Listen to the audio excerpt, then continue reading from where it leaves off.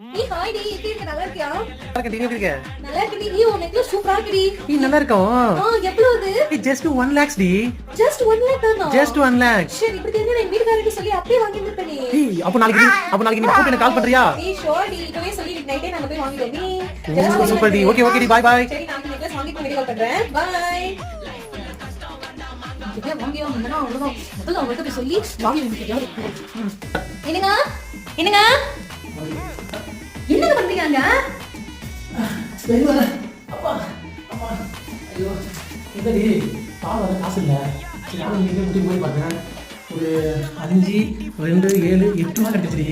ஒரு 2 ரூபா பால் வாங்கிட்டு 2 ரூபா இருக்குமா